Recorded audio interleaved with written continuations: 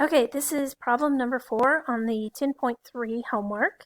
And it says a math teacher claims that she has developed a review course that increases the scores of students on the math portion of a college entrance exam. Based on the data from the administrator of the exam, scores are normally distributed with the mean of 514.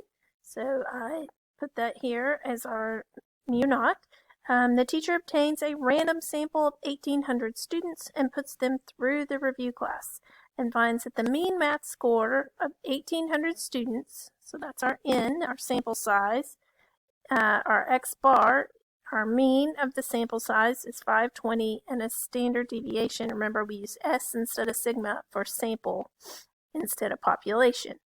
All right, so this first question I didn't feel like was the best. I feel like they wanted you to read their mind to figure out that they were looking for the test to be higher. That's what the teacher wanted to know. Are the students going through this program, this review program, really scoring higher or not? So that's how we know. I mean, on all of these, your H naught is always, your null is always mu equals some number. So of course it's not A or C. But I thought B or D was a little bit confusing. I wasn't fully sure what they wanted until I read part B's instructions. Is it higher? So that's how I knew it was part B.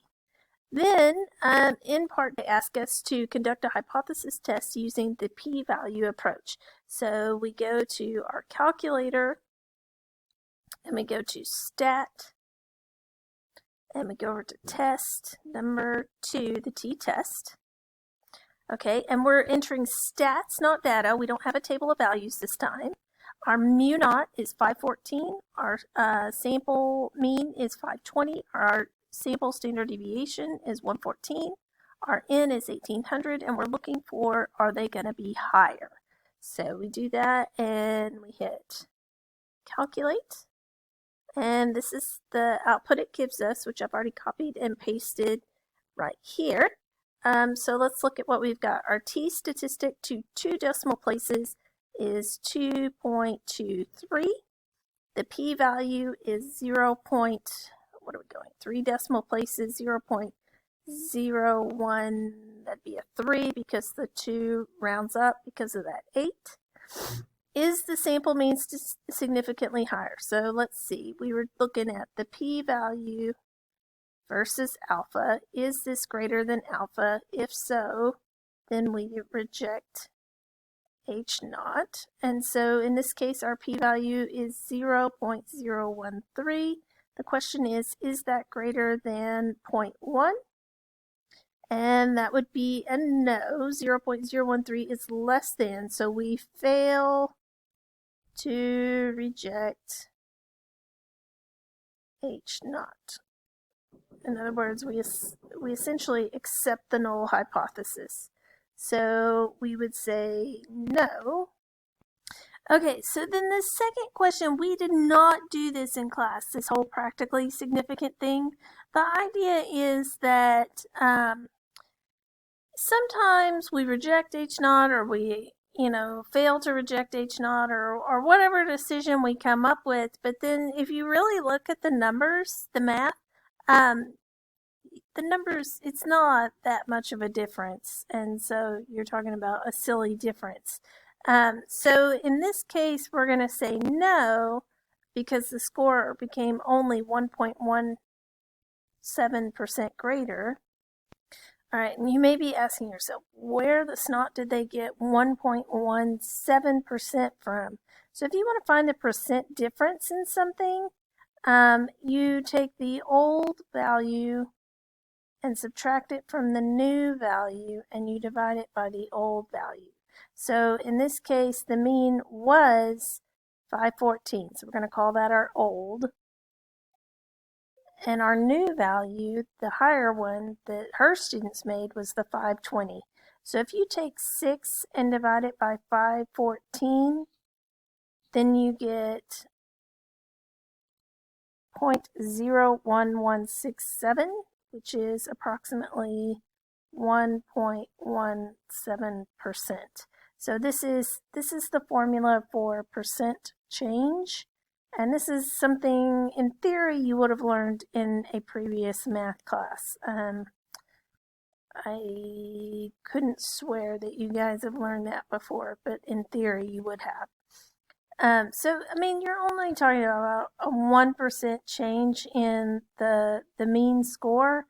I mean, the principal's not going to require everybody to take this class if they're only making a 1% change in their score. All right, so part D, test the hypothesis at the 0.1 level of significance with 400 students. Okay, so we go back to our calculator and we're entering new stuff. Assume that the sample mean is still 520, standard deviation 114. Is the sample mean 520 significantly more than 514? Conduct a hypothesis test using the p-value approach. Okay, so we're going to go back to our calculator, back to stat. We're going to go back to test. Oops. And it's number 2, a t-test. And only thing we're going to change here is that n to 400, not 4,000, Miss Benton. And then we go down there to calculate. So I'm going to screen capture that and take it back to our note packet, or our homework packet where we're working this out. So our t-value to 2 decimal places is 1.05. The p-value is to 3 decimal places, 0.147. And is this mean statistically significantly higher? So we were doing the p-value versus, is that less than alpha? And so, I'm sorry, not less than, greater than. And so against our alpha at 0.1, this is still a no because this number is smaller, so we fail to reject H naught. So if it were statistically significant, we would reject H naught. So this is yes, reject H naught is what that means, statistically significant, and this would be fail to reject H naught. And so this would be a no. And so what can you conclude about the impact of large samples on the p-value? All right, so let's look at our options. As n increases, the likelihood of not rejecting the null hypothesis increases. However, large samples tend to overemphasize practically significant differences. As n increases, part B, as n increases, the likelihood of rejecting the null hypothesis increases. However, large samples tend to overemphasize practically significant differences. What is our difference there?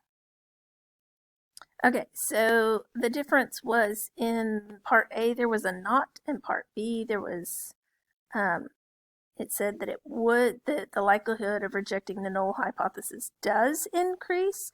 So let's go back and look at our p-value versus alpha. Here, with the smaller, you had a slightly larger number than up here. When n was larger, you had a slightly smaller number. So let's go back and reread these. As n got larger, so the first scenario, the likelihood of rejecting the null hypothesis increases. However, large sample sizes tend to okay, remember we did see this. We did see that it did overemphasize because we said we had just that 1% difference. And in the scheme of things, I mean, the principal's not going to make everybody take a review class for the ACT based on a 1% difference. So I do agree with this sentence. And so our answer is B. As n increases, the likelihood of rejecting the null hypothesis increases.